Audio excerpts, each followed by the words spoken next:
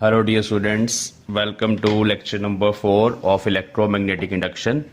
Last 3 lectures में बच्चों हमने फैराडेज लॉज के बारे में पढ़ा, इलेक्ट्रोमैग्नेटिक इंडक्शन कैसे होती है, क्या उसका रीज़न है, ये सब चीज़ें पढ़ी। लेंस लॉ के बारे में पढ़ा, लेंस लॉ से हम ईएमआई और इंड्यूस करंट की डायरेक्शन को कैसे फाइंड कर सकते हैं, ये चीज़ हमने सीखी in the second lecture. Third lecture में हमने पढ़ा व्हाट इज़ मोशनल ईएमएफ, है ना। मोशनल ईएमएफ का जो फॉर्मूला है that is E is equal to magnetic field into length into velocity of the conductor। वहाँ पे हमने करंट की डायरेक्शन को फाइंड करना सीखा और पोलैरिटी ऑफ रोड, अगर कोई रोड मैग्नेटिक फील्ड में से निकल रही है तो वहाँ पे पोलैरिटी कैसे फाइंड करनी है उसको हमने सीखा। आज के लेक्चर में बच्चों हम कुछ मोस्ट इंपॉर्टेंट न्यूमेरिकल प्रॉब्लम्स करने वाले हैं which are based on the topics which we have studied in the last 3 lectures. वो सारे टॉपिक्स जो हमने पढ़े हैं उनके बेसिस पे, फॉर एग्जांपल फैराडेज लॉज के क्वेश्चन, लेंस लॉ के क्वेश्चन और मोशनल ईएमएफ के क्वेश्चन हम आज के लेक्चर में करेंगे। ये सारे न्यूमेरिकल प्रॉब्लम्स सीबीएसई और नीट एग्जाम्स के लिए, इवन जेईई मेंस के लिए बहुत ज़्यादा इंपॉर्टेंट हैं। तो बेसिक्स आपको अंडरस्टैंड कर पाओगे आप, इन प्रॉब्लम से आप सारे बेसिक्स अंडरस्टैंड कर पाओगे और कैसे हमने कॉन्सेप्ट्स को अप्लाई करना है to solve the various numerical problems that you will learn. तो let us start today's lecture. And here we have a rectangular coil and it is rotating in this direction with angular velocity omega. Omega is given, angular velocity omega से घूम रही है। इसका area जो है that is A, area of the loop is A and magnetic field is B। अब इस case में मुझे फिर से आपने निकाल के बताना है what is EMF induced in the coil।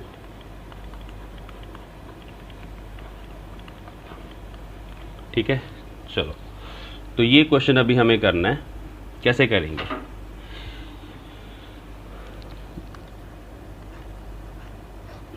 तो यहीं से करेंगे। Xi is equal to magnitude of D phi by D T. अगर हम सिर्फ मैग्नीट्यूड की बात करें, फाई लिखना हमें magnetic flux which is magnetic field dot area vector.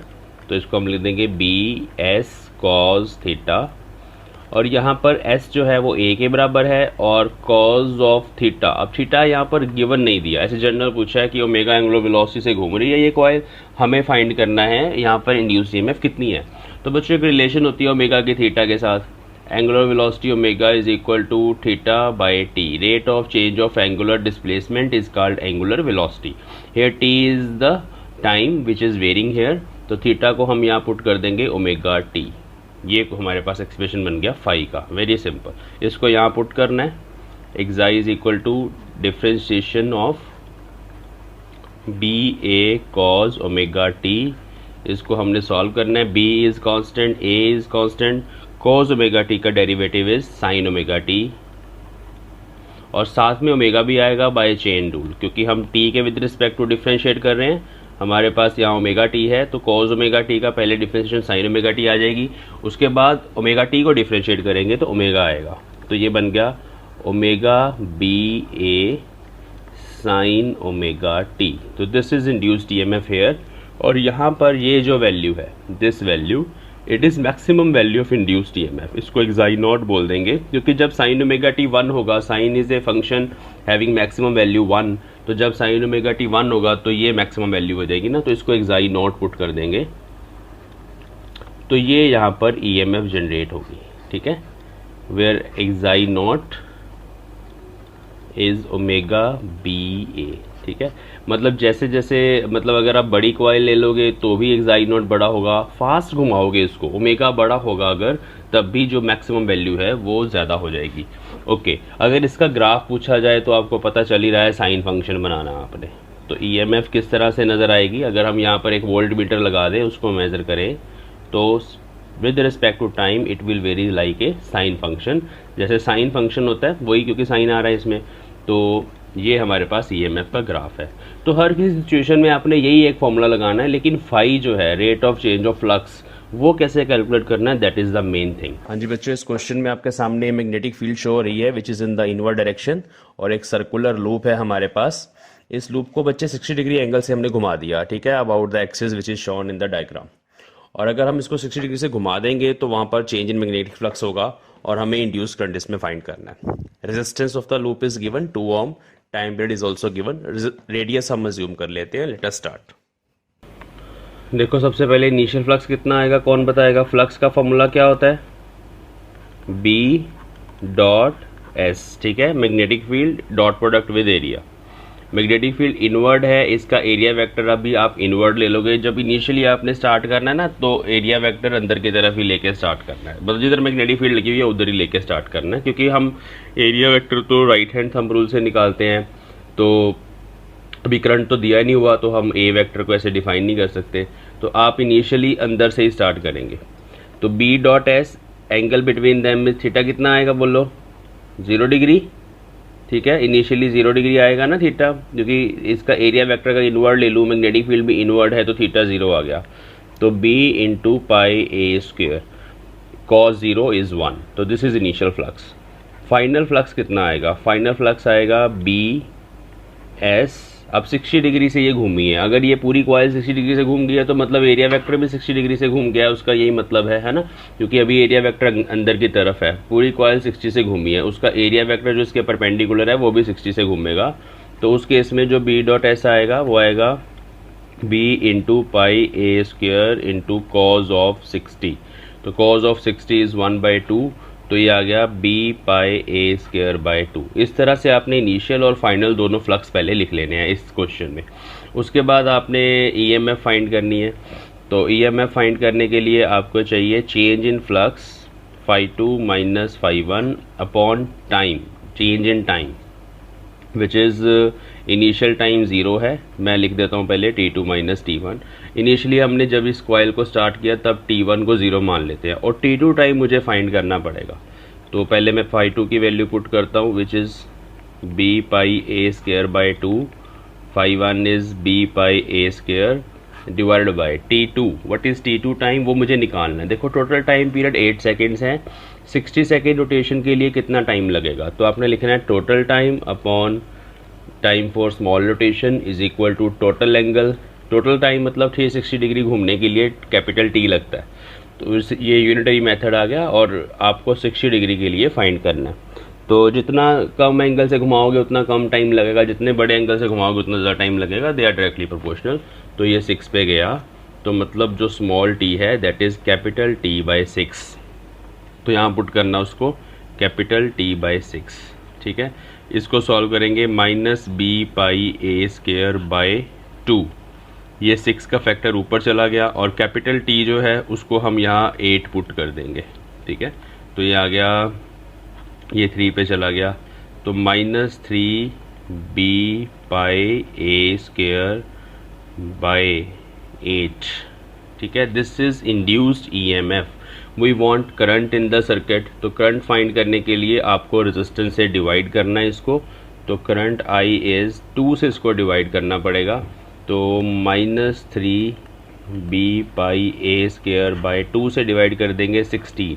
इसका आंसर एम्पेयर में आएगा। अगर ये आंसर देना है तो इसको वोल्ट में पुट करेंगे।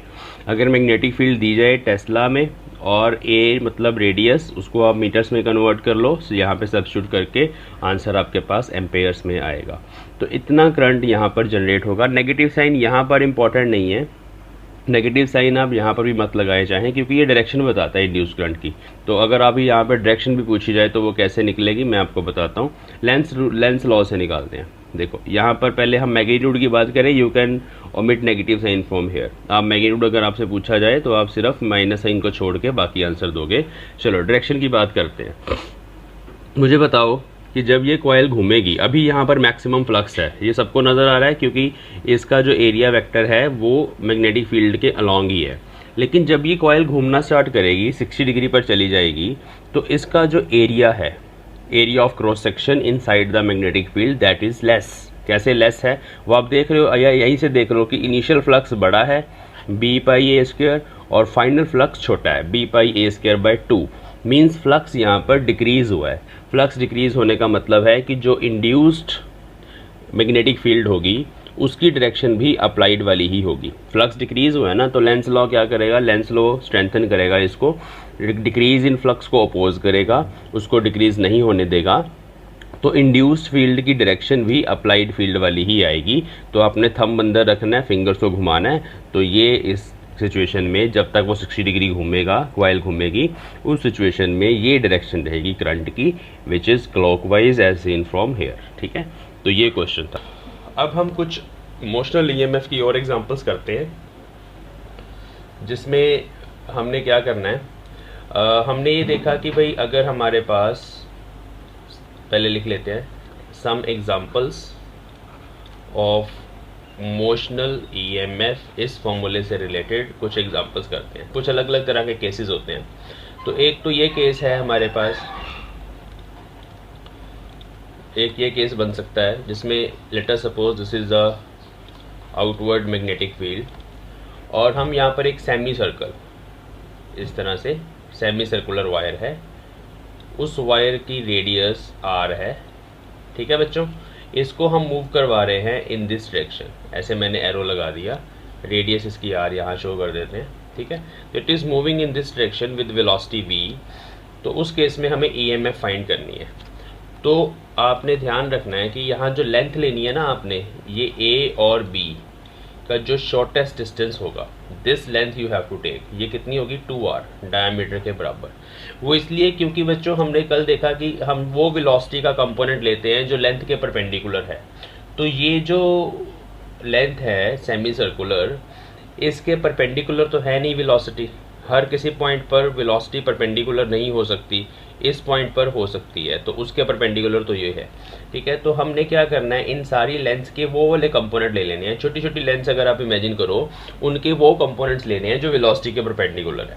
तो वो परपेंडिकुलर कंपोनेंट सारे जब आप ऐड कर दोगे तो आपके पास ये ए बी लेंथ आएगी, सिंपल सा फंडा है। तो शॉर्टेस्ट वाली लेंथ आपने लेनी है। तो इस केस में जो ईएमएफ जनरेटेड होगी that will be B times 2r times v। ठीक है, तो this is magnetic field B. इस चीज़ का ध्यान रखना, सेमी सर्कल के केस में कोई भी आर्बिट्रेरी शेप है लाइक दिस, तब भी आपने ये वाली जो शॉर्टेस्ट डिस्टेंस होगा वो लेंथ आपने कंसिडर करनी है, शेप चाहे कोई भी हो। ठीक है, अगर इस डायरेक्शन में ये जा रहा है, शेप चाहे कुछ भी हो। ओके, करंट की डायरेक्शन कौन सी होगी, देखो इस केस में अगर हम देखें, राइट हैंड पाम रूल लगाओ। कैसे लगता है right hand palm rule, right hand की फिंगर्स को वेलोसिटी के अलॉन्ग रखो, पाम को अपनी तरफ करो, बाहर की तरफ, क्योंकि मैग्नेटिक फील्ड बाहर है। तो आपका राइट हैंड का जो थंब है वो नीचे आ रहा है। तो इस केस में जो करंट है उसकी ये डायरेक्शन है, करंट ऐसे जा रहा है। और इस केस में अगर हम बात करें तो आपका थंब ऊपर चला जाएगा, करंट ऐसे चला जाएगा। ये करंट की डायरेक्शन हो गई। अब आपको पोलैरिटी भी प्रेडिक्ट करनी है। करंट अगर नीचे जा रहा है बच्चों, मतलब इलेक्ट्रॉन्स ऊपर जा रहे हैं, तो यहाँ नेगेटिव पोलैरिटी बनेगी जिधर इलेक्ट्रॉन्स जा रहे हैं, और जिधर से इलेक्ट्रॉन निकले हैं उधर पॉजिटिव टर्मिनल बनेगा। सेम यहाँ पर ऐसे ही, यहाँ करंट इधर जा रहा है, इलेक्ट्रॉन नीचे जा रहे हैं, इलेक्ट्रॉन नीचे जा रहे हैं, मतलब यहाँ नेगेटिव बनेगा, ऊपर पॉजिटिव बनेगा। कब तक होनी है ये प्रोसेस कि ऊपर पॉजिटिव और नीचे नेगेटिव इकट्ठा होता चला जाएगा, ये तब तक होना है जब तक चार्जेस के ऊपर जो फोर्स लगती है, इलेक्ट्रोस्टैटिक फोर्स, वो इस मैग्नेटिक फोर्स के बराबर नहीं हो जाती। ठीक है, इलेक्ट्रोस्टैटिक फोर्स यहाँ लग रही है Q टाइम्स E, और मैग्नेटिक फोर्स लग रही है QVB, जैसे मैंने कल बताया था। तो ये तब तक होना है जब तक ये फोर्स बराबर ना हो जाए, जब ये electric field generated is equal to magnetic field ना हो जाए। मतलब अगर आप वेलोसिटी बढ़ाओगे तो वेलोसिटी बढ़ाने से और ज़्यादा इलेक्ट्रिक फील्ड आप जनरेट कर सकते हो। अगर आप मैग्नेटिक फील्ड बढ़ा दोगे तब भी आप और ज़्यादा इलेक्ट्रिक फील्ड जनरेट कर सकते हो। ये इलेक्ट्रिक फील्ड है, वोल्टेज नहीं है। अच्छा, इसको वोल्टेज में कन्वर्ट करना है तो कैसे करेंगे, तो आपको पता है electric field is voltage by length, ये पुट कर सकते हैं VB, और वोल्टेज आ जाएगी BVL, जैसे हमने लिखा, ये वही मोशनल ईएमएफ का फॉर्मूला है। तो इसका ध्यान रखना, आर्बिट्ररी शेप में कोई फ़र्क नहीं पड़ता। तो एक ये एग्जांपल थी। दूसरी एग्जांपल है हमारे पास, लेट अस सपोज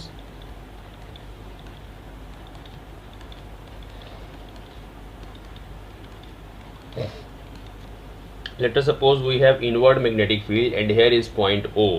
अब इस O पॉइंट के अबाउट एक रोड है, मेटेलिक रोड, ये इस तरह से, and it is rotating, this rod is rotating with some velocity. ये इधर मैं अभी वेलोसिटी वेक्टर V बनाता हूँ टेंजेंशियल, और ये ऐसे रोटेट करिए इस पॉइंट के अबाउट, और ये इस तरह का सर्कल यहाँ पे बना रही है। ठीक है, this rod is rotating here ऐसे। तो उस केस में भी वो मैग्नेटिक फील्ड लाइंस को काट के निकल रही है, क्रॉस करके निकल रही है।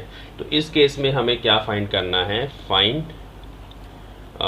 चलो एक तो करंट निकालना है, करंट कितना होगा, ईएमएफ कितनी होगी, पोलैरिटी बतानी है, पोलैरिटी कैसे होगी, ठीक है, पोलैरिटी मतलब वोल्टेज और वो सारा कुछ। और करंट जो है बच्चे वो उस टाइम तक फ्लो करेगा जब तक यहाँ पर उतनी इलेक्ट्रिक फील्ड नहीं जनरेट हो जाती कि वो मैग्नेटिक फील्ड को बैलेंस कर दे। चलो तो सबसे पहले हम ये निकालते हैं, पोलैरिटी निकालते हैं। देखो जी, राइट हैंड पाम रूल लगाएंगे। कौन सा रूल लगाना है, right hand palm rule.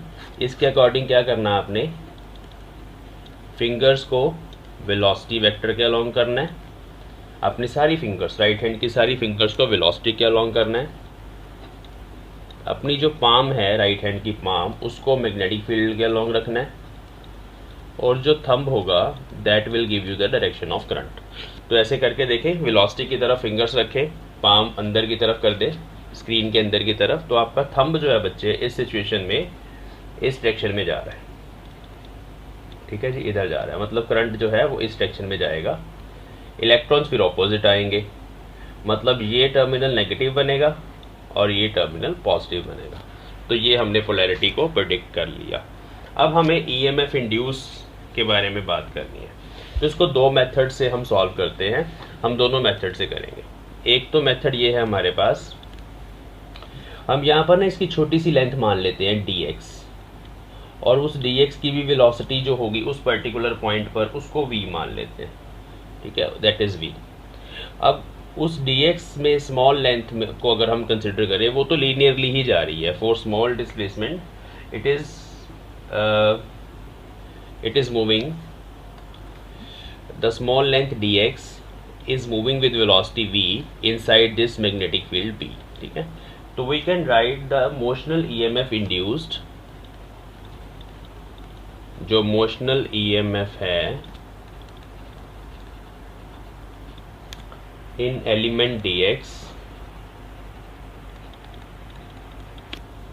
is xi, इसको dxi बोलेंगे, small is equal to BVL, L की जगह dx आ गया। तो this is the small induced EMF। Total आपने फाइंड करनी है, तो total EMF is actually integration of this small EMF from one end to another.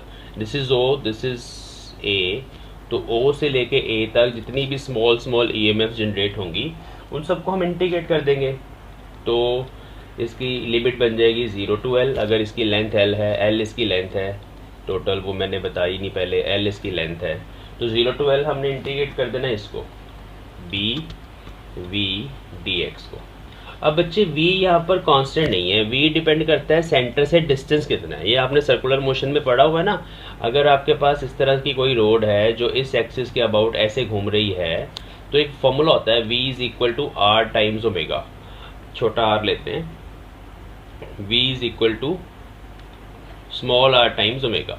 Means अगर आप इस पॉइंट पर हैं जिसका डिस्टेंस स्मॉल r है, ठीक है, तो उसकी जो वेलोसिटी होगी इस पॉइंट की, वो होगी दिस r टाइम्स जो भी ओमेगा, जिस एंगुलर वेलोसिटी से ये घूम रही है। अगर हम यहाँ पर ले लें पॉइंट और उसका डिस्टेंस मान लो r2 ले लिया, तो यहाँ वेलोसिटी होगी इस पॉइंट की v is equal to r2 times omega. This is for uniform circular motion, ये हमने ऑलरेडी +1 में किया हुआ है। तो यहाँ पर ये जो वेलोसिटी है इसको हमें फाइंड करना है। तो इस dx का डिस्टेंस चाहिए सेंटर से, ये इस dx का सेंटर से डिस्टेंस चाहिए, और ओमेगा यहाँ पर एंगुलर वेलोसिटी है, लेट अस सपोज, जिससे ये घूम रही है, that is given in the question, omega is given in the question. और मैं पहले आपको कॉन्सेप्ट समझा रहा था ना, तो we will substitute v is equal to x times omega here from this equation, v is equal to r omega के हिसाब से।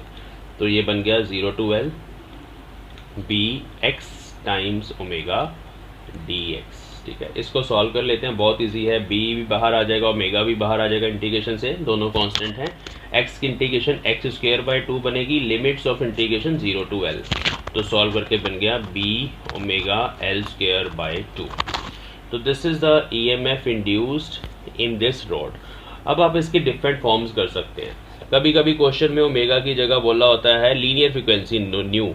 लीनियर फ्रीक्वेंसी कैसे दी जाती है, रेवोल्यूशंस पर सेकेंड, RPS, ठीक है, RPS, मतलब कि ये 30 बार घूम जाती है इन 1 सेकेंड, तो वो न्यू है। और यू कैन से हर्ट्स में दी जाती है, इतने हर्ट्स इसकी घूमने की फ्रीक्वेंसी है। तो उस केस में आप ओमेगा को क्या पुट करोगे, ओमेगा को 2 पाई न्यू पुट करोगे, ठीक है। तो उस केस में ओमेगा इज 2 पाई न्यू, वो यहाँ सब्स्टिट्यूट कर देना and you will gate EMF in terms of new. कभी कभी सेम क्वेश्चन में न्यू की जगह आपको टाइम पीरियड दे दिया जाता है, तब आपने क्या करना है, तब अपने ओमेगा को 2 पाई बाय टी पुट कर देना है सेम एक्सप्रेशन में। तो आपके पास जो आंसर आएगा that is the EMF in terms of time period. EMF आ गई, करंट आपने निकालना है, तो current is EMF divide by resistance, means आपको इसको रेजिस्टेंस से डिवाइड करना पड़ेगा। तो answer is B omega L square by 2R, ठीक है। Okay, mechanical power required to move it, mechanical power is equal to electrical power. तो अगर मैकेनिकल पावर पूछ ली जाए तो that is I square times R। तो I का स्क्वायर यहाँ से पुट कर दो और इंटू R कर दो, that is the power required to rotate it. देखो सेम सिचुएशन में अगर आपने EMF कैलकुलेट करना है तो that is rate of change of electric flux, है ना, सेम सिचुएशन में। अब बच्चे कितना यहाँ पर फ्लक्स चेंज हो रहा है, ये सिचुएशन थी हमारे पास।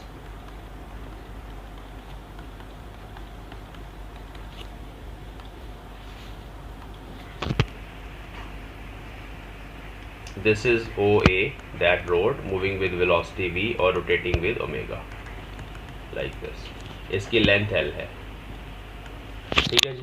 तो सेम सिचुएशन में अभी फ्लक्स चेंज हमें देखना है।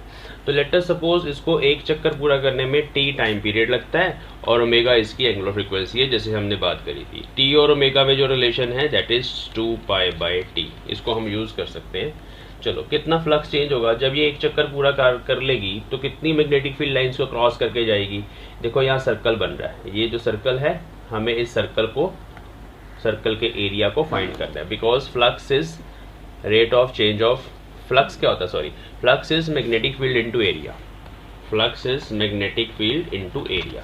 तो एरिया जो है वो कौन सा लेना है, जो ये ट्रेस कर रही है, ये रोड जो एरिया क्रॉस कर रही है या ट्रेस कर रही है उस एरिया को हम लेते हैं हमेशा। देखो चाहे ये वायर सीधी भी चल रही है उस केस में भी हम वही एरिया लेते हैं जो ये एरिया क्रॉस कर रही है मैग्नेटिक फील्ड का। सेम ऐसे ही यहाँ पर हमें करना है। तो magnetic field into area, B into pi L square, area of circle जो इसने क्रॉस किया, by capital T। T is what, T is the time period, ठीक है। अब आप T को यहाँ पे 2 पाई बाय ओमेगा पुट कर सकते हैं, 2 पाई बाय ओमेगा, तो पाई से पाई कट गया और सेम आंसर हमारे पास आ गया, half B omega L square. तो दिस इज इंटी। अब ये टेक्निक भी लगा सकते हैं इस क्वेश्चन को सॉल्व करने के लिए, मतलब बात वही है, चाहे आप ऐसे सॉल्व करें चाहे हम ऐसे सॉल्व करें।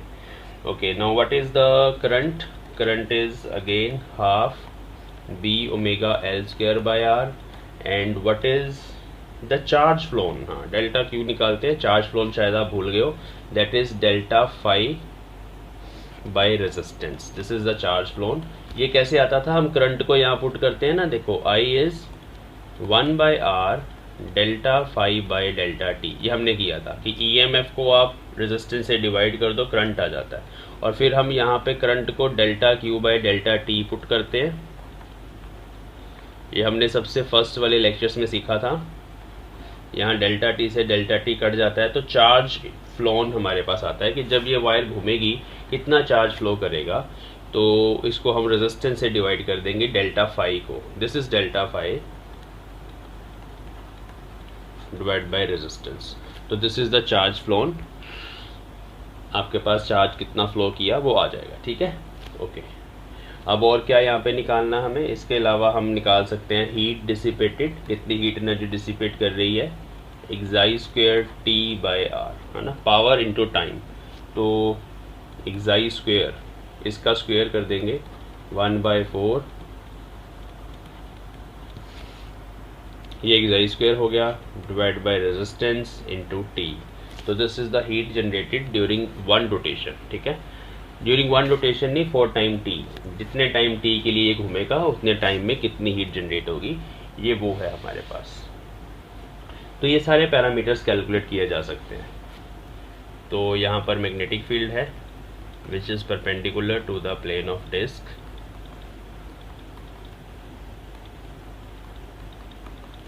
and this is a disk.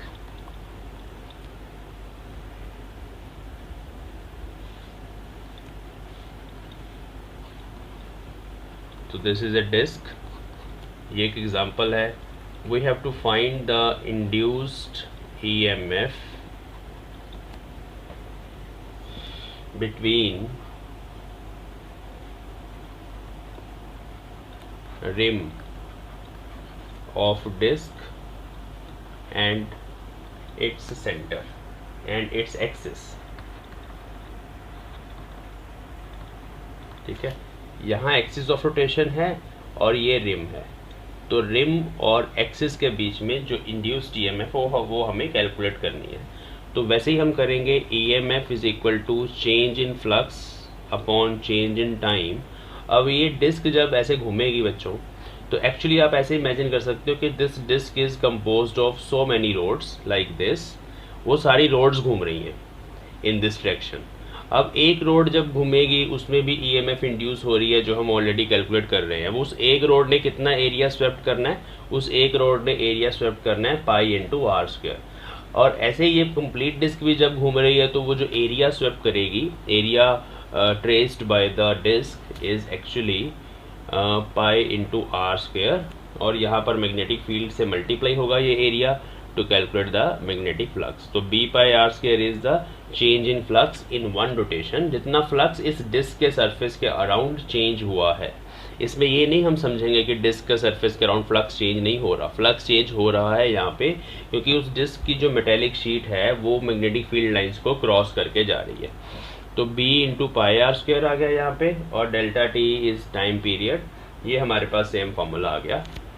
इस फॉर्मूले के अलग अलग फॉर्म्स हम बना सकते हैं. ओमेगा जैसे यहाँ पे दिया गया था, तो हम इसको 2 पाई बाय ओमेगा पुट करेंगे. ये कट गया तो सेम आंसर आएगा यहाँ पर भी. तो this is the EMF generated between these two points A and B. अब सेम ही डायग्राम में अगर डिस्क की जगह रिंग हो तो क्या करेंगे. अब हमारे पास एक रिंग है. रिंग वाला क्वेश्चन हम ऑलरेडी कर चुके हैं, लेकिन उसमें और इसमें डिफरेंस है. एक रोड वाला किया, अब एक डिस्क वाला कर रहे हैं, अब एक रिंग वाला करेंगे. This is a ring. It is rotating about this point. This is axis of rotation. Omega से घूम रही है, आर इसकी रेडियस है वैसे ही, ठीक है. और ये इस तरह से ऐसे घूम रही है. And we have to find induced EMF. इसके जो एंड्स हैं उसमें कितनी ईएमएफ इंड्यूस हो रही है.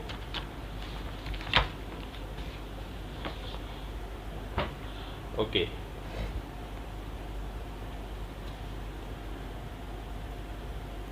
यहाँ पर हम ये दो पॉइंट्स लेके चलेंगे.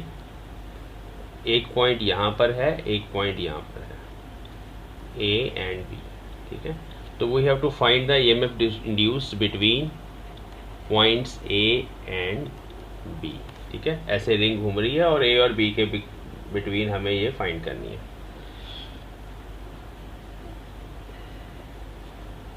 ऐसे घूमने के साथ साथ ये ना वर्टिकल इस डायरेक्शन में चल भी रही है. अगर ऐसे घूमती रहेगी तो कोई ईएमएफ इंड्यूस नहीं होगी, क्योंकि फ्लक्स नहीं चेंज होगा, ठीक है. ध्यान रखना, अगर इस एक्सिस पर रिंग को घुमाते चले जाओगे तो वो कोई भी मैग्नेटिक फील्ड लाइन को क्रॉस करके नहीं जा रहा. ये कंडक्टिंग सरफेस नहीं है, मतलब ये कंडक्टिंग बाउंड्री जो है ना, वायर है बेसिकली, सर्कुलर वायर. तो जब ये इसी एक्सिस के अबाउट इसी पॉइंट पर घूमती रही ये रिंग, तो इसका कोई भी हिस्सा मैग्नेटिक फील्ड लाइंस को क्रॉस करके, काट के नहीं जा रहा. इस बात को ध्यान रखना. तो इस एक्सिस के अबाउट इसके घूमने से कोई ईएमएफ जनरेट नहीं होगी, नंबर 1. लेकिन अगर हम यहाँ पर एक सरफेस मान लें, दिस इज अ सरफेस, और उस सरफेस पर ये रिंग रोल करके आगे जा रही है, उसकी वेलोसिटी v है, ठीक है, तब ईएमएफ जनरेट होगी बिटवीन दीज टू पॉइंट्स. तो क्या फॉर्मूला लगेगा. अब इसकी वेलोसिटी v है और लेंथ मैंने जैसे आपको बताया कि लेंथ बच्चों हम शॉर्टेस्ट वाला ये डायमीटर लेते हैं, सिंपल. तो इस केस में अगर आपको ईएमएफ इंड्यूस पूछ ली जाए तो आपने बी एल वी वाला फॉर्मूला लगा देना।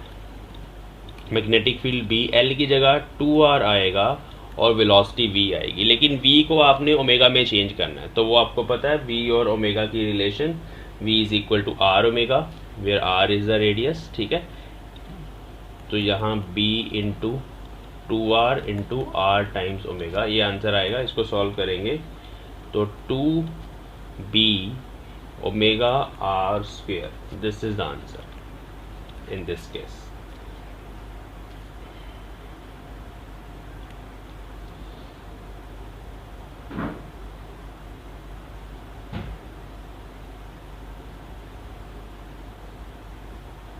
ठीक है जी।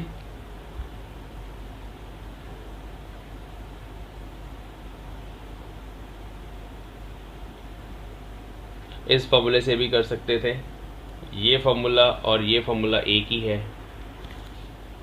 इसमें भी जब अगर अभी जो हमने किया ना ये फॉर्मूला हाफ, हम इस फॉर्मूले को भी डायरेक्ट लगा सकते थे यहाँ पर। लेट मी राइट अगेन,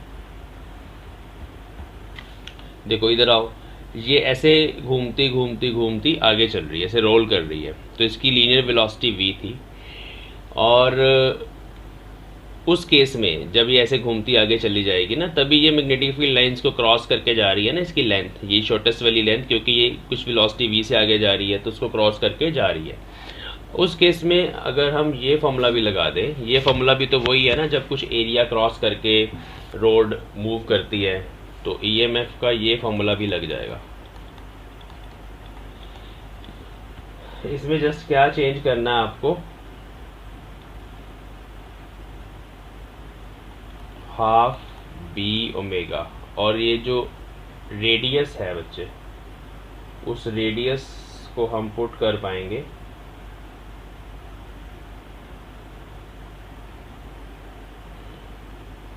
चलो छोड़ो ये फॉर्मूला रहने दो, आप ऐसे सॉल्व कर लेना, मैं देखूंगा बाद में। ये रिंग वाला केस हो गया, बस 2-3 मिनट और फिर नेक्स्ट हम कल करेंगे क्लास। ये क्वेश्चन सारे कर लेना। मैं जस्ट आपको प्रॉब्लम्स करवा रहा हूँ जो इससे रिलेटेड आ सकती हैं, पूछी जा सकती हैं। देखो एक ये एग्जांपल कर लेते हैं लास्ट।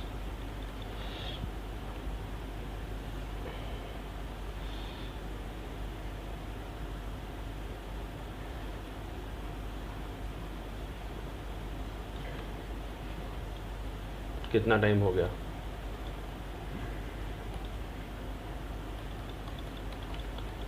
तो ये मैग्नेटिक फील्ड है यहाँ पे इनवर्ड, वैसे ही वायर का फ्रेम है जैसे हमेशा हमारे पास होता है,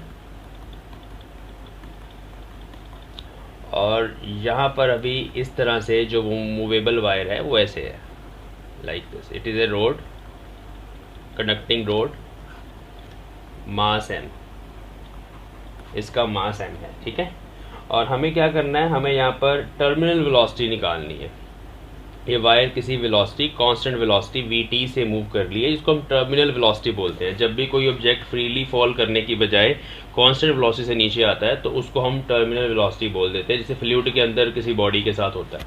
तो क्योंकि अब इस वायर पर जब ये नीचे आएगी, इंड्यूस करंट जनरेट होगा जिसकी ये डायरेक्शन होगी, और इंड्यूस करंट के कारण मैग्नेटिक फोर्स लगेगी जिसकी ये डायरेक्शन होगी, मैग्नेटिक फोर्स।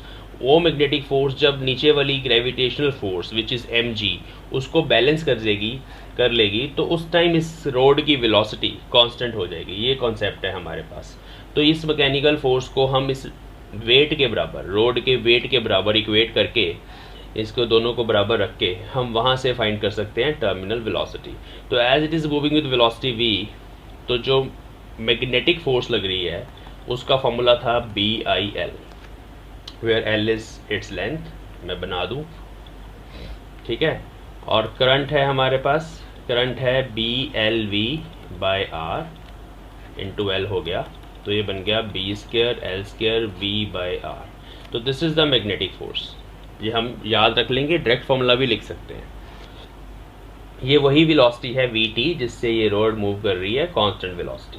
ठीक है, अब इसको आपने इक्वेट कर देना जस्ट mg के, क्योंकि नीचे वाली फोर्स mg है और ऊपर की तरफ लग रही है मैग्नेटिक। जब ये बैलेंस हो जाएगी तभी ये वेलोसिटी कांस्टेंट होगी।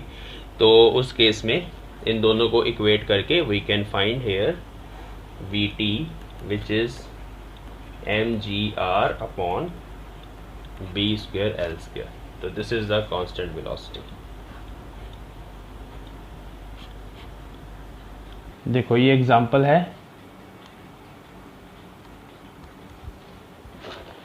इसमें ना हमारे पास एक इनवर्ड मैग्नेटिक फील्ड है, इस तरह की क्रॉसेस लगे हुए हैं, uniform magnetic field in the inward direction and perpendicular to the sheet like this.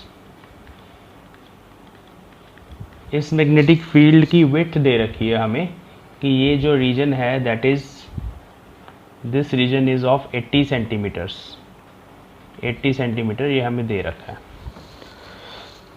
यहाँ पर एक स्क्वायर लूप है, square loop, conducting square loop made up of a wire.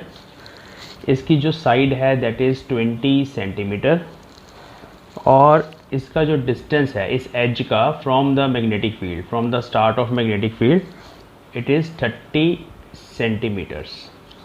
और यहाँ पे इसकी वेलोसिटी भी गिवन है, it is moving towards the magnetic field with some velocity which is 10 centimetres per second. तो हर एक सेकेंड में 10 सेंटीमीटर ये लूप आगे चली जाएगी।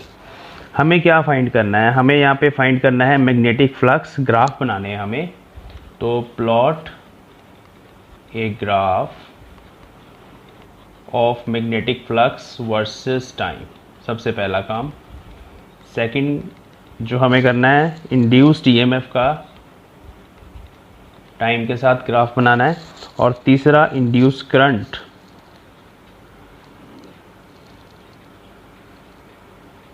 हाँ हमें इंड्यूस करंट का भी ग्राफ बनाना है।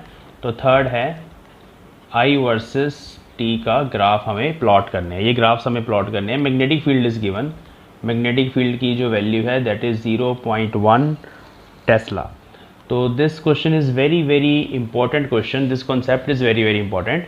तो यहाँ पर हमें ना क्वेश्चन दो तरीके से पूछा जा सकता है, 5 वर्सेस टाइम ग्राफ भी पूछ सकते हैं और 5 वर्सेस डिस्टेंस ग्राफ भी पूछ सकते हैं, x का ग्राफ विद 5। तो वो भी हम करेंगे अभी क्वेश्चन। पहले हम 5 वर्सेस t वाला क्वेश्चन करेंगे। तो आपने जो time t is equal to 0 है वो यहाँ से स्टार्ट करना है, जो इनिशियल पोजीशन दी गई है, this is time t is equal to 0। आपको क्योंकि एक एक्सिस पर टाइम लेके चलना है, ये आपका एक एक्सिस है जहाँ आपका टाइम चलेगा। और फर्स्ट ग्राफ में y एक्सिस के अलॉन्ग हमें फ्लक्स लेना है, मैग्नेटिक फ्लक्स, और इस ग्राफ को प्लॉट करना है। तो कैसे प्लॉट करेंगे, देखो आपको पता है कि ये 1 सेकंड में 10 सेंटीमीटर कवर करती है ये लूप। तो मतलब फर्स्ट 3 सेकंड्स में तो इसका ये वाला जो एज है, इस एज का नाम रख देते हैं पी क्यू। मीन्स ये जो पी क्यू एज है इस लूप का, ये जो साइड है ये यहाँ तक पहुँचेगी। मतलब अभी ये मैग्नेटिक फील्ड में एंटर नहीं करेगी। मतलब फर्स्ट 3 सेकंड्स तक मैग्नेटिक फ्लक्स 0 रहेगा, क्योंकि जो मैग्नेटिक फ्लक्स होता है that is magnetic field into area. Area कौन सा, area of the loop inside the magnetic field.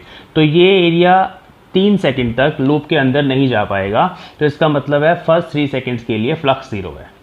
तो फर्स्ट 3 सेकंड्स के लिए मीन्स 1, 2 और 3 फ्लक्स इज 0।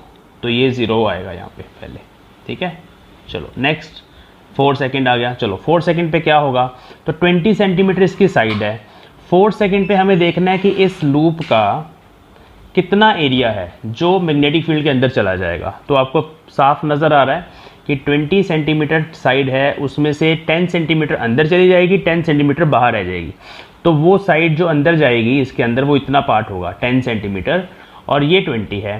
तो 10 into 20 is the area of the loop inside the magnetic field at 4 seconds, ठीक है। तो 4 सेकेंड पे जो एरिया होगा at t is equal to 4 seconds, हमें फ्लक्स निकालना है। तो flux is magnetic field into area. Magnetic field is 0.1 tesla, area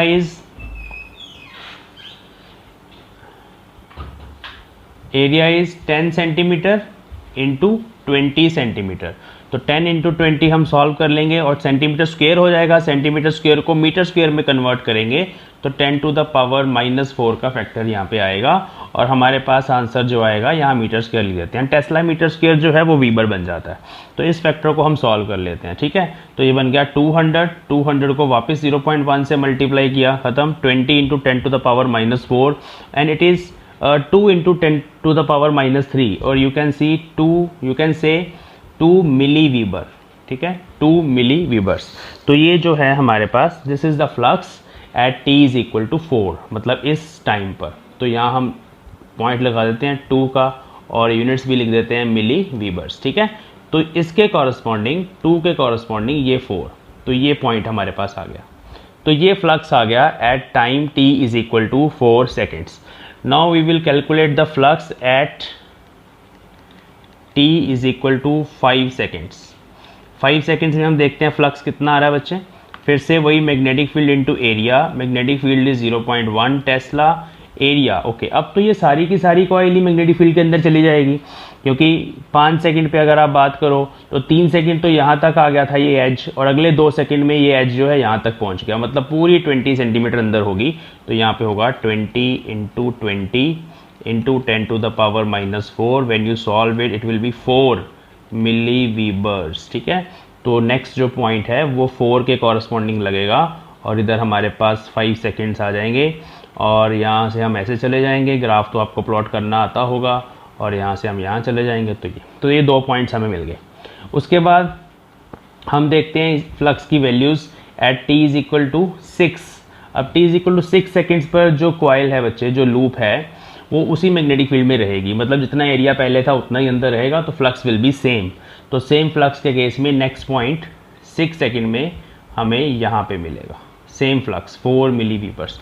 फिर 7 पे भी सेम मिलेगा, ठीक है जी। ऐसे ही सेम फ्लक्स मिलता चला जाएगा। और कब तक हमारा जो फ्लक्स सेम रहेगा वो हमें कैसे कैलकुलेट करना है, देखो ये एक सिचुएशन ये है हमारे पास, इधर से 20 सेंटीमीटर, ठीक है। ये अभी फ्लक्स है 4 मिली वीबर्स, ठीक है। और नेक्स्ट जो लास्ट सिचुएशन रहेगी जब फ्लक्स 4 मिली वीबर रहेगा वो ये है, जब लूप इस सिचुएशन में इस साइड पे यहाँ पर पहुँच जाएगी, मतलब जो PQ साइड है वो मैग्नेटिक फील्ड के एंड तक पहुँच जाएगी। तो इसमें भी फ्लक्स हमारे पास 4 मिली वीबर रहेगा। तो 20 सेंटीमीटर ये है और 20 सेंटीमीटर ये है बच्चों, ठीक है। तो टोटल कितना हो गया, ये 40 सेंटीमीटर हो गया, ठीक है। तो आपने क्या करना है इसके बाद, है ना, देखो यहाँ तक हमारे पास टाइम देखना भी कितना लगेगा टोटल, तो 60 सेकेंड्स 5 के बाद बिल्कुल 20 आपने माइनस कर देना है। ध्यान से सुनो मैं क्या कह रहा हूँ। टोटल 80 सेंटीमीटर्स है ना, तो 80 सेंटीमीटर्स में हमारे पास यहाँ पर जब ये PQ एज आ गया था तब मैक्सिमम फ्लक्स था। अब इस PQ एज को यहाँ से लेके यहाँ तक पहुँचने में कितना टाइम लगेगा वो हमें देखना है, जस्ट वो चीज़ हमें फाइंड करनी है। तो 20 ऑलरेडी कवर्ड है, ठीक है, वो हम 80 में से माइनस करेंगे तो हमारे पास बचेगा 60 सेंटीमीटर। मीन्स इस PQ साइड को यहाँ तक पहुँचने में 60 सेंटीमीटर्स लगेंगे।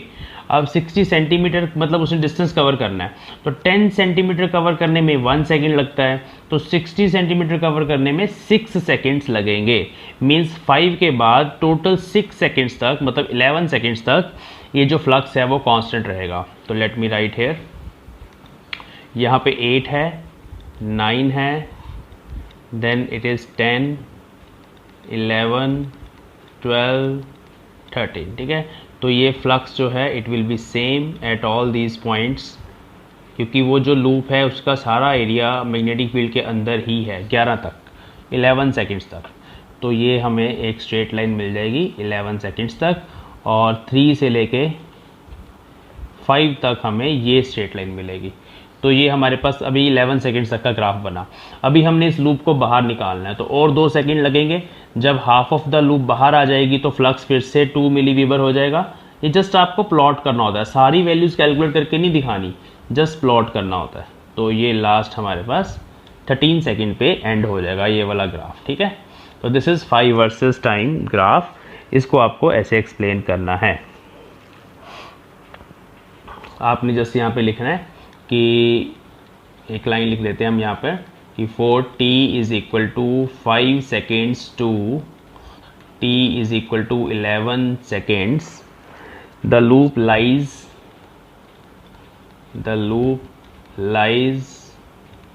in magnetic field, therefore phi remains same 4 milli weber, same रहेगा 11 सेकेंड्स तक। उसके बाद फिर at t is equal to 12 seconds, phi is again 2 milli weber and at t is equal to 13 seconds phi is 0। ठीक है, क्योंकि 13 second पे सारी लूप मैग्नेटिक फील्ड से बाहर आ जाएगी और phi विल बी 0, तो ये 0 वाला पॉइंट है। तो अलग अलग टाइम पे फ्लक्स कैलकुलेट करने के लिए मैग्नेटिक फील्ड इनटू एरिया ही करना है, बस इस चीज़ का ध्यान रखना है। और मैग्नेटिक फील्ड इनटू एरिया में जो एरिया आपने लेना है वो लेना है कि जितना एरिया उस लूप का मैग्नेटिक फील्ड के अंदर है। अगर सारी लूप ही अंदर है मैग्नेटिक फील्ड के तो कंप्लीट एरिया आएगा, हाफ लूप अंदर है तो हाफ एरिया आएगा। और वो कैसे पता चलेगा कितनी लूप अंदर है, वो वेलोसिटी को देख के पता चलेगा। आपको ये देखना है कि हर एक सेकंड में लूप कितना डिस्टेंस कवर कर रही है। जैसे 10 सेंटीमीटर कवर कर रही है तो आप 10 सेंटीमीटर पर इमेजिन कर लो and you will get this graph. इसको थोड़ा इमेजिनेशन से आपको करना है। चलिए अब हम चलते हैं नेक्स्ट पार्ट पे। नेक्स्ट पार्ट में अगर हमें एक्साई वर्सेस टाइम ग्राफ बनाना है बच्चों, ईएमएफ वर्सेस टाइम, तो ईएमएफ जो होती है that is minus D phi by D T, rate of change of flux. इस ग्राफ की जो स्लोप है, इस ग्राफ की जो स्लोप है that is D phi by D T. मतलब इस स्लोप को नेगेटिव से मल्टीप्लाई, स्लोप कैलकुलेट कर लो, उसको नेगेटिव से मल्टीप्लाई कर दो तो ईएमएफ आ जाएगी। तो उसके लिए हम इस ग्राफ को डायरेक्टली देखेंगे। तो सबसे पहले तो हम देख लेंगे 4 0 2 3 सेकेंड। हाँ जी, देख लो 0 to 3 सेकेंड्स तो फ्लक्स ही 0 है, तो फ्लक्स 0 है तो ईएमएफ भी 0 रहेगी। दूसरा हम पार्ट देखेंगे ग्राफ का 3 to 5 सेकेंड्स, 3 to 5 सेकेंड्स। ठीक है, इसमें हमें स्लोप निकालनी है। तो जो स्लोप है बच्चे that is slope of graph, phi T graph, पूरा लिखता हूँ, slope of phi T graph. हाँ जी, ये किसके बराबर है, ये है 4 डिवाइडेड बाई 2, इसमें यूनिट है मिली वीबर्स और इधर चल रहा है सेकेंड। तो this is 4 milli weber divided by 2, just perpendicular by base. ये राइट एंगल ट्रायंगल यहाँ पे इमेजिन करना है ऐसे, और इसका परपेंडिकुलर बाय बेस। तो दिस इज 2 मिली वोल्ट्स, क्योंकि ऐसे यूनिट्स हैं तो नीचे सेकंड है तो वीबर पर सेकंड इज वोल्ट। तो वैसे भी आपको पता है ईएमएफ इज ए वोल्टेज, तो ये 2 मिली वोल्ट्स हमारे पास आंसर आ जाएगा। बट नेगेटिव साइन से मल्टीप्लाई करना पड़ेगा इसको, क्योंकि हमें चाहिए minus of the slope, D phi by D T का नेगेटिव। तो ईएमएफ इज -2 मिली वोल्ट। ये 3 to 5 सेकेंड्स है। आगे चलते हैं। 5 to 11 सेकेंड्स। हाँ जी, फ्लक्स क्या है, कांस्टेंट है, स्लोप कांस्टेंट है, देयरफॉर ईएमएफ विल बी 0। तो 5 से 11 सेकेंड्स तक ईएमएफ 0 रहेगी।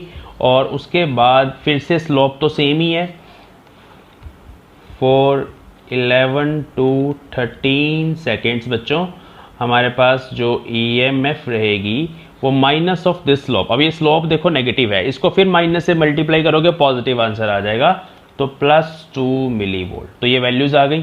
अब अगर आपके पास वैल्यूज़ आ गई तो ग्राफ प्लॉट करना कोई बड़ी बात नहीं है, उसको आप अच्छे से प्लॉट कर सकते हो। मैं यहीं पे प्लॉट कर देता हूँ, छोटा सा ग्राफ बनेगा, कोई चक्कर नहीं है। तो ये 0 है, ये मान लो 2 मिली वोल्ट्स है, इधर मिली वोल्ट चल रहा है ऊपर की तरफ, और ये नीचे ये -2 है। ठीक है, तो मैं यहाँ सिंपल सा छोटा सा ग्राफ बना देता हूँ। तो पहले 3 सेकेंड्स के लिए कुछ नहीं करना आपने, ये टाइम चल रहा है इस तरफ, पहले 3 सेकेंड्स के लिए कुछ नहीं करना, यहाँ 3 का पॉइंट मैंने बना दिया तो 0 है। उसके बाद 3 से लेके 5 सेकेंड्स तक -2 है, तो ये ग्राफ -2 ऐसे, यहाँ मैं 5 शो कर देता हूँ। फिर 5 से लेके 11 तक 0 है, और 11 पे जाके 13 तक +2 है, ये 13 सेकेंड्स आ गए। यहाँ सेकेंड्स लिखना है पक्का, श्योरली लिखना है सेकेंड्स। यहाँ मिली वोल्ट लिखा, और साथ में यहाँ पे ईएमएफ भी लिखनी है, क्योंकि ईएमएफ वर्सेस टाइम ग्राफ है। तो आई होप आपको समझ आ गया कि ये ग्राफ कैसे बनाया। जस्ट डाटा आपके पास आपने कैलकुलेट कर लिया और डाटा से हमने ग्राफ बना लिया। नेक्स्ट है करंट वर्सेस टाइम ग्राफ। तो करंट निकालने के लिए रेजिस्टेंस चाहिए, तो इस क्वेश्चन में रेजिस्टेंस गिवन है। इस लूप की जो रेजिस्टेंस है R दैट इज 0.1 ओम। तो जस्ट आपने क्या करना है, वोल्टेज को रेजिस्टेंस से डिवाइड करना है। जब वोल्टेज को रेजिस्टेंस से डिवाइड कर देंगे तो करंट आ जाएगा। वैल्यू सेम है, देखो ग्राफ की शेप सेम रहेगी, क्योंकि current is what is current? Current is एक्साई by R, ठीक है जी। तो वैल्यू सेम है, जहां 2 मिली वोल्ट है उसको 0.1 से डिवाइड करेंगे तो 20 मिली एम्पेयर, 20 मिली एम्पेयर एक वैल्यू आ जाएगी। एक नेगेटिव के कॉरस्पॉन्डिंग नेगेटिव रहेगा, पॉजिटिव के कॉरस्पॉन्डिंग पॉजिटिव रहेगा।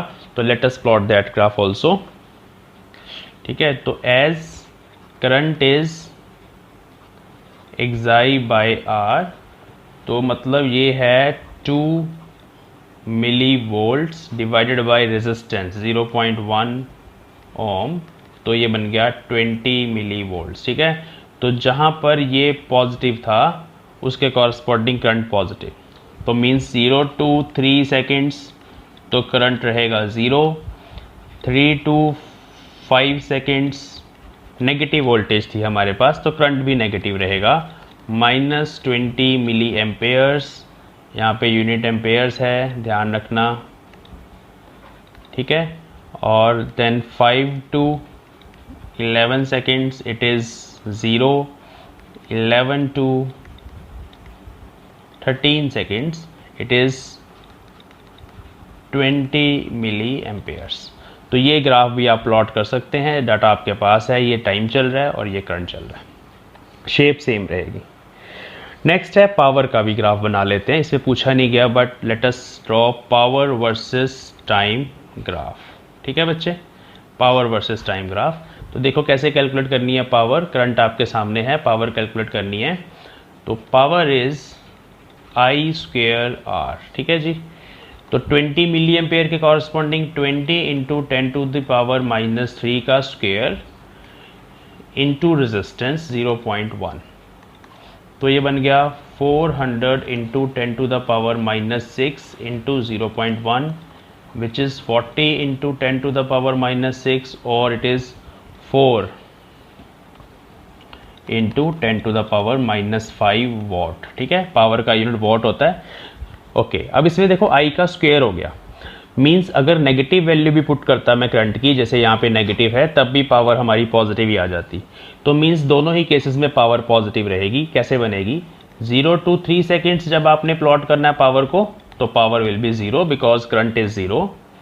3 to 5 सेकेंड्स के लिए current is -20 but power will be positive, 4 into 10 to the power -5 volt. 5 से लेके 11 सेकेंड्स तक पावर 0 रहेगी, करंट 0 है। 11 से 13 सेकेंड्स तक पावर फिर से पॉजिटिव ही आएगी, power will not be negative. ये इलेक्ट्रिक पावर जनरेटेड है जब हमने उस लूप को वहाँ पे मूव करवाया inside the magnetic field. Electric power generated भी है और ये मैकेनिकल पावर डिसिपेटेड भी है, क्योंकि लेंस लॉ के अकॉर्डिंग यहाँ पे law of conservation of energy लगता है, जितनी मैकेनिकल पावर यूज़ होगी उस लूप को मूव करवाने के लिए उतनी ही इलेक्ट्रिकल पावर जनरेट होगी। तो ये दोनों का ही ग्राफ है, जो भी दोनों में से कुछ भी पूछ लिया जाए आपने सेम ग्राफ बनाना है। हाँ जी, ये नेक्स्ट एग्जांपल है, बिल्कुल लास्ट एग्जांपल जैसी है जो अभी हमने करी है, लेकिन थोड़ा सा डिफरेंस है इस क्वेश्चन में। हमें यहाँ पर जो फर्स्ट ग्राफ प्लॉट करना है वो फाई वर्सेस टाइम नहीं प्लॉट करना, वो हमें प्लॉट करना है phi, plot the flux phi through the loop as a function of its position x, ठीक है, of the right side of the loop. Right side मतलब ये जो साइड है इसकी जो पोजीशन है एक्स, एक्स उसने यहाँ से मेजर करने के लिए बोला है, जहाँ से मैग्नेटिक फील्ड स्टार्ट हो रही है एक्स वहाँ से मेजर होगा। इसका मतलब है जब लूप इस सिचुएशन में होगी, मतलब सारी लूप जब मैग्नेटिक फील्ड के बाहर होगी तो एक्स 0 होगा, और जैसे जैसे ये साइड आगे बढ़ती जाएगी एक्स बढ़ता चला जाएगा, और जैसे ही ये लूप यहाँ तक पहुँच जाएगी वहाँ पे हमारा एक्स जो है वो फिनिश हो जाएगा। तो हमें टोटल डिस्टेंस डी दिया गया है और d की वैल्यू दी गई है 15 सेंटीमीटर्स, मीन्स ये 15 सेंटीमीटर का डिस्टेंस है जो इस लूप ने कवर करना है, मीन्स इसके इस एज ने कवर करना है, फर्स्ट एज ने कवर करना है। और इसकी वेलोसिटी जो दी गई है दैट इज़ 1 मीटर पर सेकेंड, लूप की वेलोसिटी है 1 मीटर पर सेकेंड, ये इसकी वेलोसिटी है। और इसके साथ साथ हमें दिया गया है L, length of the loop, ये 40 millimetre and B is 10 centimeters, it is 10 centimeters, और R is the resistance of loop which is 1.6 ohm, magnetic field is 2 Tesla। चलिए तो फ्लक्स कैलकुलेट करते हैं। सबसे पहले x is equal to 0 के लिए फ्लक्स 0 होगा, 4x is equal to 0, flux will be 0। ठीक है जी, ये हमने सबसे पहले देख लिया क्योंकि सारी की सारी लूप मैग्नेटिक फील्ड के बाहर है। अब हम देखते हैं कि कुछ पॉइंट्स ले लेते हैं। देखो 15 सेंटीमीटर आपने टोटल कवर करना है, तो आप 15 पॉइंट्स नहीं लोगे। इस तरह के ग्राफ्स को प्लॉट करने के लिए हम ले लेते हैं 2 या 3 पॉइंट्स ले लेते हैं, कुछ डिस्टेंस पे पॉइंट्स ले लेते हैं। हम देखते हैं कि जब हाफ लूप इसके अंदर हो जाएगी तब क्या होगा। ठीक है, 10 सेंटीमीटर है टोटल, 10 सेंटीमीटर है टोटल लूप की ये जो लेंथ है। हम इसमें क्या करते हैं, हम देखते हैं कि भाई अभी सारी लूप बाहर है। नेक्स्ट सिचुएशन हम कंसिडर कर लेंगे हाफ लूप, मतलब ये जो साइड है बच्चे, ये साइड बी टोटल 10 है, उसमें से मान लेते हैं 5 सेंटीमीटर अंदर चली गई है लूप और 5 सेंटीमीटर बाहर है। ठीक है जी, तो इसमें जो x की वैल्यू होगी वो 5 होगी। तो I am writing here 4x is equal to 5 centimetres. Flux अभी हमें कैलकुलेट करना है, तो flux is magnetic field into area. अब एरिया कैसे कैलकुलेट करेंगे, सिंपल है। L हमें दिया गया है 40 मिलीमीटर्स, पहले मैग्नेटिक फील्ड भी दी गई है which is 2 Tesla. Magnetic field is 2.0 Tesla. Area is L into ये वाली जो साइड है जो उसके अंदर है ना। देखो ये हमारा L है, L को 5 से मल्टीप्लाई करना है। L is 40 into 10 to the power -3 and what is the x here, x is 5 centimetre, तो उसको मीटर में कन्वर्ट करेंगे। इस फैक्टर को हमें सॉल्व करना है, तो ये बन गया 80 इंटू 80 को भी 5 से मल्टीप्लाई करना है। इसको सॉल्व करते हैं। 400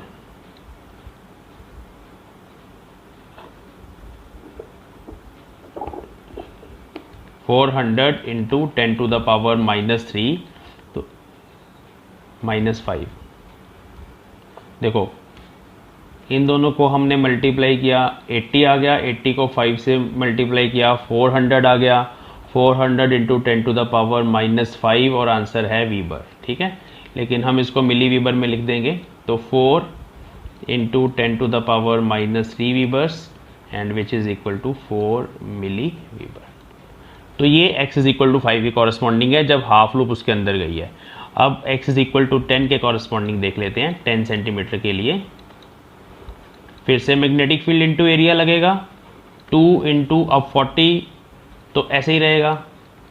लेकिन जो दूसरी वाली साइड है that is 10 into 10 to the power -2। B की वैल्यू 10 सेंटीमीटर है ना, तो अभी पूरी लूप अंदर है, ये वो सिचुएशन है। तो उस केस में हमारे पास ये आंसर आ जाएगा 8 मिली वीबर्स। तो दो वैल्यूज हमारे पास आ गई। अब पूरी लूप मैग्नेटिक फील्ड के अंदर है। देखो 10 सेंटीमीटर हम कवर कर चुके हैं 15 में से, और 5 सेंटीमीटर बचे हैं। तो उस 5 सेंटीमीटर के लिए देखो अब टाइम नहीं यहाँ पे चल रहा, तो उस 5 सेंटीमीटर के लिए क्या होगा, जो फ्लक्स है वो सेम रहेगा, चेंज नहीं होगा। तो 4x is equal to 15 centimetres, flux will be same, क्योंकि x इज इक्वल टू 15 का मतलब क्या है कि हमारे पास लूप जो है वो इस सिचुएशन में पड़ी हुई है। ये x जो है ना इस स्टार्टिंग वाले एज का डिस्टेंस है, जैसे यहाँ बना हुआ है। तो अभी लूप इस सिचुएशन में है, ये स्टार्टिंग वाला एज यहाँ पहुँच गया, मतलब यहाँ से स्टार्ट हुआ था यहाँ पहुँच गया, मतलब 15 सेंटीमीटर कवर करा। तो आप देख सकते हैं सारी लूप मैग्नेटिक फील्ड के अंदर पड़ी है, complete area is in side the magnetic field. तो फ्लक्स जो है वो सेम रहेगा, सेम वही आ जाएगा 8 मिली वीबर्स 15 सेंटीमीटर तक। फिर उसके बाद है 4x इज इक्वल टू, अब हम बाहर जा रहे हैं, 15 से आगे जा रहे हैं 20 सेंटीमीटर पे। फिर से जो फ्लक्स है बच्चे वो डिक्रीज करेगा, वापस 4 पे आ जाएगा। और लास्ट पॉइंट हम ले लेते हैं 4x is equal to 25 centimetre. The whole loop will be outside the magnetic field, तो फ्लक्स विल बी 0। तो ये डाटा मिल गया, अभी आपको x की वैल्यूज मिल गई और उसके कॉरस्पॉन्डिंग फ्लक्स मिल गए। तो let us plot the graph. देखो 5 वर्सेस डिस्टेंस, ये स्टार्टिंग पॉइंट है, x 0 पे 5 0 स्टार्टिंग पॉइंट ये मिल गया। x 5 पे, ये सेंटीमीटर चल रहे हैं इधर, x 5 पे फ्लक्स 4 मिली वीबर। तो लेट अस सपोज ये 4 वाला पॉइंट है, तो यहाँ पॉइंट लगा देते हैं, इधर चल रहा है मिली वीबर्स में। फिर 10 पे 8 आ गया, तो यहाँ हम 8 वाला पॉइंट लगा देते हैं और इधर से 10 कर देते हैं, तो ये हमें पॉइंट यहाँ मिल जाएगा। शेप सेम वैसी बनेगी, शेप को कोई डिफरेंस नहीं होगा। तो ये हमारे पास स्ट्रेट लाइन ग्राफ बन गया, ठीक है। उसके बाद फिर है हमारे पास 15 पे 80 है, दिस इज़ 15, वहाँ पे जो फ्लक्स है उसकी वैल्यू 8 है, तो यहाँ आ गया। 15 के बाद 20 पे वापस 4 हो गया, तो ये अगर 20 है तो इसके कॉरस्पॉन्डिंग यहाँ पॉइंट लगेगा और यहाँ लगेगा, यहाँ तो वापस सही नहीं लग रहा, रुको, 20 है यहाँ पे, यहाँ पॉइंट लगा बच्चे, तो ये बन गया, ठीक है, यहाँ तक। और उसके बाद है 25, तो 25 पे 0 हो गया फ्लक्स, तो यहाँ पॉइंट लग गया। तो this is 5 versus x graph. अब हमें निकालनी है EMF। तो इस ग्राफ से EMF कैसे निकालें, ध्यान से देखो। EMF फाइंड करने के लिए फॉर्मूला तो होता है माइनस d∅dt, है ना, ये होता है फॉर्मूला। अब इस फॉर्मूले में क्या करें, हमारे पास तो rate of change of time with respect to time हमारे पास EMF आती है, तो इसमें हम थोड़ी सी चेंज करेंगे, d∅/dx लिख देंगे और dx से मल्टीप्लाई कर देंगे बाई dt। मैंने dx से मल्टीप्लाई dx से डिवाइड कर दिया। यहाँ पे ये वाला पार्ट जो है d∅/dx वो इस ग्राफ की स्लोप है, तो minus of slope, this is equal to minus slope of phi x graph, ठीक है, फाई x ग्राफ, और dx/dt वेलोसिटी है, तो यहाँ पे वेलोसिटी यहाँ यूज़ होनी है इस क्वेश्चन में। हाँ जी बच्चों, अभी हमें बनाना है EMF versus x graph from phi versus x graph, ठीक है जी। तो ये फॉर्मूला है हमारे पास, नेगेटिव ऑफ द स्लोप पहले हम देख लेते हैं, 4 0 to 10 सेंटीमीटर्स।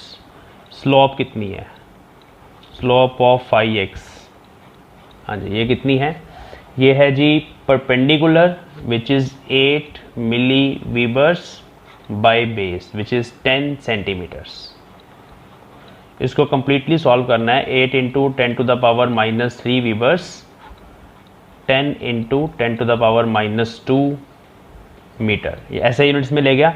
-2 यहाँ कैंसिल हो गया, -1 बचा, एक और ऊपर चला गया, तो ये आ गया 8 इंटू 10⁻²। ये अभी स्लोप की वैल्यू आई। इसके यूनिट्स क्या होंगे, वीबर पर सेंटीमीटर होंगे, अगर आप लिखना चाहते हो लिख सकते हो, वीबर पर मीटर होंगे, सॉरी वीबर पर मीटर हैं इसके यूनिट्स। अभी हमें निकालना है EMF। तो EMF के लिए फॉर्मूला है माइनस ऑफ स्लोप, जो अभी आपने कैलकुलेट करी है, 8 इंटू 10⁻² इंटू वेलोसिटी। तो वेलोसिटी क्वेश्चन में 1 मीटर पर सेकेंड ही दी गई थी, तो इसको 1 से ही मल्टीप्लाई करना है, तो यूनिट्स बन जाएंगे वोल्ट्स वाले, -2 वोल्ट्स, ठीक है, तो with negative sign. This is EMF for 0 to 10 centimetres, ये ध्यान रखना। उसके बाद है 10 से लेके 15 तक, for 10 to 15 centimetres flux constant है, मतलब जो स्लोप होगी ग्राफ की वो 0 होगी, देयरफॉर EMF विल बी 0, ठीक है, बिकॉज स्लोप इज 0, ठीक है। तो स्लोप आ रहा है फॉर्मूले में और EMF 0 आ गई। और उसके बाद है फॉर 15 to 25 सेंटीमीटर्स। बच्चों यहाँ पे स्लोप सेम रहेगी बट नेगेटिव रहेगी, तो -8 इंटू 10⁻² वीबर पर मीटर, और फिर EMF आ जाएगी प्लस में, आंसर सेम रहेगा, +8 इंटू 10⁻² वोल्ट। अब हमें ग्राफ बनाना है, तो बना लेते हैं, बहुत आसान है।